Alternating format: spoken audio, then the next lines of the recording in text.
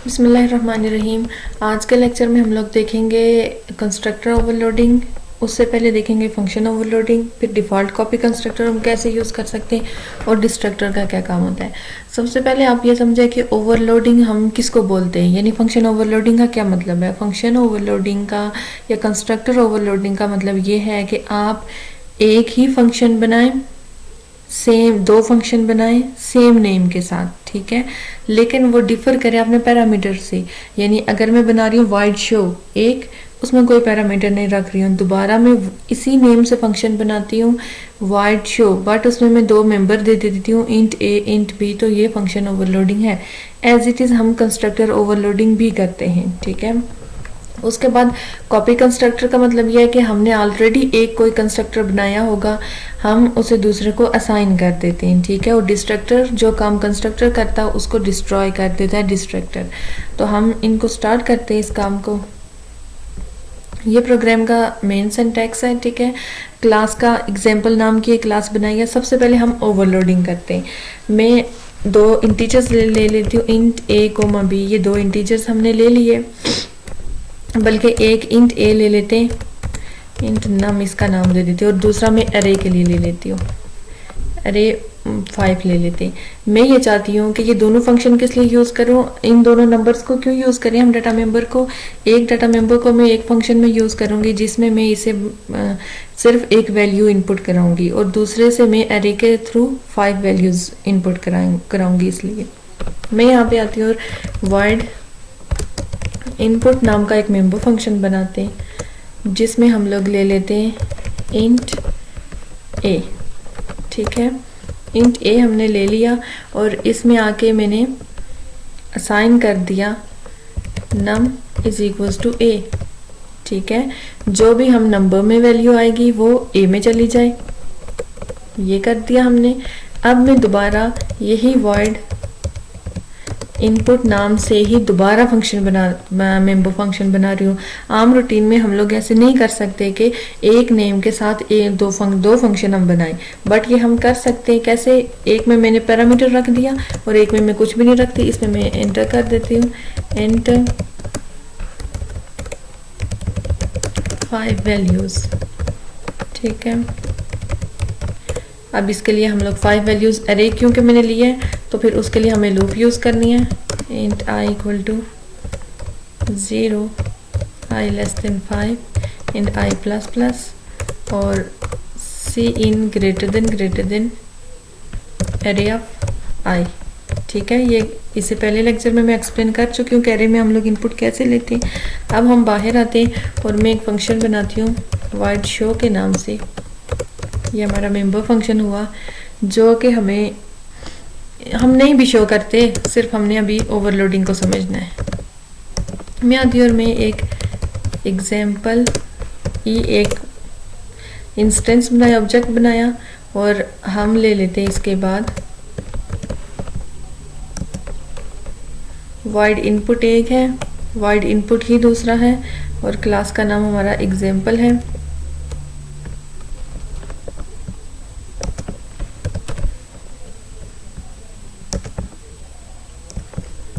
Example के spelling ठीक लिखे, एग्जाम्पल ई, फिर हम ई डॉट करेंगे। तो पहले हम कौन सा इनपुट ले रहे, एरे वाला ले रहे, ठीक है। फिर मैं इसे कर देती हूँ सी आउट एंडल, 2-3 एंडल कर देती हूँ, कॉपी पेस्ट कर देती हूँ, और उसके बाद मैं कर रही हूँ ई डॉट इनपुट, और इसमें मैं खुद से वैल्यू दे देती हूँ जो कि मैं दे रही हूँ 5। ये सिर्फ मैंने अभी कोई शो का काम नहीं किया, मैं सिर्फ और सिर्फ इनपुट कर रही हूँ। कौन सा फंक्शन मेंबर फंक्शन इनपुट ले रहा है, इनपुट, बट इसको हम ओवरलोडिंग बोलते हैं, फंक्शन ओवरलोडिंग। ये काम कैसे करेगा? काम करता है ये क्योंकि आप मेंबर फंक्शन का नाम सेम रखें बट पैरामीटर्स में वो डिफर कर दें। एक में कोई पैरामीटर रखें नहीं, एक में एक रख दें, एक में आप 2 पैरामीटर रखें, एक में 3 रख दें, ये आप पे डिपेंड करता है। तो एंटर 5 वैल्यूज 1 2 3 4 5, ठीक है। हमने 5 वैल्यूज इनपुट की, और नंबर 2 पे हमने क्या किया है, ई डॉट इनपुट किया, जो कि वो हमें शो नहीं कर रहा, ठीक है, क्योंकि ये सिर्फ इनपुट ले रहा, हमने शो का कोई फंक्शन किया ही नहीं है। तो उसके लिए मैं यहाँ पे एक शो का फंक्शन बना लेती हूँ, वाइड शो हम बना लेते हैं, ठीक है, जो क्या शो करेगा सी आउट नम, जो भी हमने वैल्यू दी होगी, और ई डॉट शो मैंने कर दिया, ताकि सिर्फ ये देखने के लिए कि पहले वाले की वैल्यू इनपुट ले रहा है और दूसरे वाली भी इनपुट ले रहा है या नहीं। तो पहले हम इनपुट दे दें 1 2 3 4 5, तो फिर उसके बाद नीचे ये जो मैंने 5 इनपुट की हुई है पैरामीटर के थ्रू, उसे हमें शो कर रहा है। इसका मतलब है कि ये फंक्शन ओवरलोडिंग हमारी ठीक चल रही है। तो उम्मीद है आपको फंक्शन ओवरलोडिंग अच्छे से समझ आ गई होगी, ठीक है। अब इसमें से मैं इन सब चीज़ों को हटा देती हूँ और हम आ जाते हैं कंस्ट्रक्टर ओवरलोडिंग पे। अगर हम कंस्ट्रक्टर ओवरलोडिंग पे आते हैं तो एक नंबर मैंने इंटीजर ले लिया, दूसरा मैं करैक्टर सी ले लेती हूँ, ठीक है। एक कंस्ट्रक्टर क्या होता है, same to same class name, तो इसको ज़्यादा बेहतर यह है कि आप कॉपी कर लें, ठीक है, क्योंकि कोई मिस्टेक भी हो सकती है। ये मैंने कंस्ट्रक्टर बनाया और इसमें मैं सिर्फ क्या शो करती हूँ, इसमें मैं ये कर देती हूँ जी नम इज इक्वल्स टू 100 दे देते हैं इसको, और जो हमारा सी है, सी को मैं इनिशलाइज कर देती हूँ टी के साथ, ठीक है, क्योंकि हमारे कंस्ट्रक्टर का काम क्या है, उसका काम है हमारे डाटा मेंबर्स को इनिशलाइज करना। एक कंस्ट्रक्टर से हमने ये काम ले लिया, दूसरे कंस्ट्रक्टर से में हमने आके इसको पैरामीटर्स दे दिए। अब पैरामीटर देखिए दोनों इंटीजर नहीं देने, क्योंकि एक इंटीजर है इंट इन और दूसरा हमारा करैक्टर है, तो दूसरा पैरामीटर फिर करैक्टर ही होगा। करैक्टर एस में ले लेती हूँ। यहाँ पे हम ये काम करते हैं कि इनको इन्हें असाइन कर देते हैं नम इज इक्वल्स टू इन और सी इज इक्वल्स टू एस, ताकि इनमें जो भी वैल्यूज हम डालें वो इनमें ऑटोमेटिकली आ जाए। ये हमने कंस्ट्रक्टर को ओवरलोड किया, एक कंस्ट्रक्टर में सिर्फ हमने वैल्यूज को इनिशलाइज किया और दूसरे में उन्हें हमने सेट कर दिया है। अब हम वाइड शो के नाम का एक मेंबर फंक्शन बना लेते हैं, जिसमें हम इनको शो कर देते हैं, शो करते हैं हम किनको, जो हमने डिक्लेयर किए होते हैं हमेशा डाटा मेंबर्स शो हम उनको करते हैं। सी आउट लेस देन हम कर देते हैं नम, बल्कि इसमें मैं लिख देती हूँ नंबर इज और लेस देन नम, हैंडल कर देते हैं इसको, और दूसरे को मैं कर देती हूँ करैक्टर इज, और ये है हमारा सी, आई थिंक सी है, हाँ ठीक है। ये हमने शो का फंक्शन ले लिया, ठीक है। अब हमें क्या करने की ज़रूरत है, जो ही हमने ये ई किया तो हमारे कंस्ट्रक्टर ऑटोमेटिकली कॉल हो जाते हैं, ठीक है। लेकिन जो पैरामीटराइज कंस्ट्रक्टर है वो आपको पता है कि उसमें हमें पैरामीटर्स देने पड़ेंगे। पैरामीटर कौन से देने पड़ेंगे, जो हमने इसे यहाँ पे दिए हुए हैं, इंट एन नंबर में दे देती हूँ 200 और करैक्टर में इसे दे देती हूँ ए। अब हम यहाँ पे आते हैं और हम यहाँ पे लिख देती हूँ मैं सी आउट लेस देन वैल्यूज आ, एंटर कर देते हैं और एक दफा ई डॉट शो करते हैं हम। यहाँ पे मैं कंस्ट्रक्टर, ठीक है, और दूसरी दफा मैं लिख देती हूँ यहाँ पे कि कंस्ट्रक्टर विद पैरामीटर्स,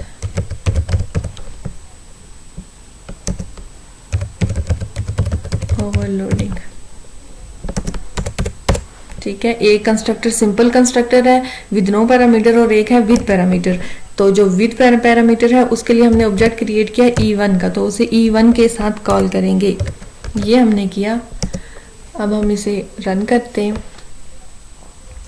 सबसे पहले देखिए कंस्ट्रक्टर ओवरलोडिंग नंबर इज 100, ये नंबर कौन सा 100 है, ये नंबर 100 है, ये नंबर 100 है जो ई पहले कॉल हो रहा है। कौन सा 100 है, जो मैंने ऊपर इसे 100 दिया हुआ है, नम इज इक्वल टू 100, ये जो इनिशलाइज किया हुआ है, ठीक है। तो वो ई के साथ वो कंस्ट्रक्टर है जो खुद ब खुद आ रहा है, ठीक है, जिसमें पैरामीटर्स नहीं है। फिर करैक्टर इज टी, क्योंकि उसमें करैक्टर भी हमने इनिशलाइज किया हुआ है टी के साथ। अब हमारा कंस्ट्रक्टर आ जाता है पैरामीटर के साथ, जो हमने किया है कंस्ट्रक्टर ओवरलोडिंग शो करने के लिए, उसमें नंबर 200 है जो कि हमने इनपुट किया, और करैक्टर ए है वो भी जो कि हमने इनपुट किया है। तो उम्मीद है कि ये आपको अच्छे से ये चीज़ समझ आ गई होगी कि डिफ़ॉल्ट का कंस्ट्रक्टर क्या होता है और कंस्ट्रक्टर ओवरलोडिंग क्या होती है और मेंबर फंक्शन ओवरलोडिंग क्या होती है। अब यहीं पे मैं आपको समझा देती हूँ कॉपी कंस्ट्रक्टर का काम। कॉपी कंस्ट्रक्टर का काम ये है, अच्छा जी, अब यहीं पे मैं आपको कॉपी कंस्ट्रक्टर बता देती हूँ। कॉपी कंस्ट्रक्टर में हम आते हैं और एक और कंस्ट्रक्टर बना दिया मैंने ओ नेम से। यहाँ पे मैंने आगे कर दिया ओ इज इक्वल्स टू ई, ताकि जो वैल्यूज मैंने ई में दी हैं वो मेरी ओ में आ जाए। सॉरी, जीरो लिख लिया है, ओ लिखना है। ओ इज इक्वल टू ई, ये असाइनमेंट ऑपरेटर है, ये आपकी राइट साइड की वैल्यू को लेफ्ट साइड को असाइन कर देगा। तो ई जो हमारा ऑब्जेक्ट है उसमें जो हमारे कंस्ट्रक्टर की वैल्यूज आ रही हैं वो ऑटोमेटिकली ओ में कॉपी हो जाएंगी। कॉपी कंस्ट्रक्टर हम इसको बोलते हैं। मैं यहाँ पे सिर्फ और सिर्फ क्या लिखूंगी, ओ डॉट शो। तो ये भी हमें वही वैल्यूज शो करेगा जो हमारी ई वाला ऑब्जेक्ट हमें शो करता है। जैसे वो कर रहा था 100 और टी, तो ये देखिए 100 और टी। ठीक है, इसको हम कॉपी कंस्ट्रक्टर बोलते हैं। यहीं पे अगर हम आए और हम डिस्ट्रक्टर को देखें, इन सब को मैं यहाँ से हटा देती हूँ, सिर्फ ऑब्जेक्ट क्रिएशन तक इसको रख देते हैं। यहाँ से भी सब चीज़ें मैं डिलीट कर देती हूँ और सिर्फ एक चीज़ रखती हूँ, ये मेंबर्स वगैरह नहीं रखते। इस कंस्ट्रक्टर में मैं सिर्फ और सिर्फ शो करा देती हूँ कि कंस्ट्रक्टर, आई एम कंस्ट्रक्टर और साथ में इसमें एक काम कर देती हूँ, मैं इसमें लिख देती हूँ int a is equals to 190, ताकि ए की वैल्यू 190 दे। ठीक है, और उसके बाद मैं ये करती हूँ कि मैं यहाँ पे डिस्ट्रक्टर कॉल करती हूँ। डिस्ट्रक्टर का सिंटैक्स है आप टिल्ड साइन, साथ में क्लास नेम, ब्रैकेट्स, बॉडी में आए और जो भी आपने कुछ लिखना तो लिखे, नहीं लिखना तो ना लिखें। सी आउट में सिर्फ शो करा देती हूँ कि जी ये डिस्ट्रक्टर है। ठीक है, और हम इसे एंडल कर देते हैं। अब नीचे आ जाते हैं और यहाँ पे कोई मैंने फंक्शन वगैरह नहीं बनाया शो का जो कि शो करे, तो मैं एक फंक्शन बना देती हूँ वाइड शो के नाम से, जिसमें हम क्या शो करा देते हैं, वो आई ए की वैल्यू जो हमने रखी हुई है, see out less than A he I think रखी है, इंट ए। हाँ ठीक है, अब हम इसे कंपाइल कर देते हैं और इसे रन कर देते हैं। फिर हम देखते हैं, अच्छा ए को क्यों नहीं ले रहा, क्योंकि ए मैंने डिक्लेयर नहीं किया हुआ। ठीक है, इंट ए यहाँ पे करना चाहिए था, मैंने यहीं पे साथ कर दिया, इसलिए नहीं कर रहा। अब हम इसे लेके चलते हैं जी। देखिए आई एम कंस्ट्रक्टर और फिर डिस्ट्रक्टर आ गया। आपकी वैल्यू कहीं पे भी नहीं शो हो रही, मैं वैल्यू को नीचे कॉल कर देती हूँ, इस फंक्शन को कॉल कर देते हैं शो के। यहाँ पे लिखते हैं जी ई डॉट शो। ठीक है, ई डॉट शो किया और मैं डिस्ट्रक्टर को शो वाले फंक्शन के बाद में कॉल करूंगी। ठीक है, ताकि पहले वैल्यू शो हो जाए और फिर हम करते हैं इसे।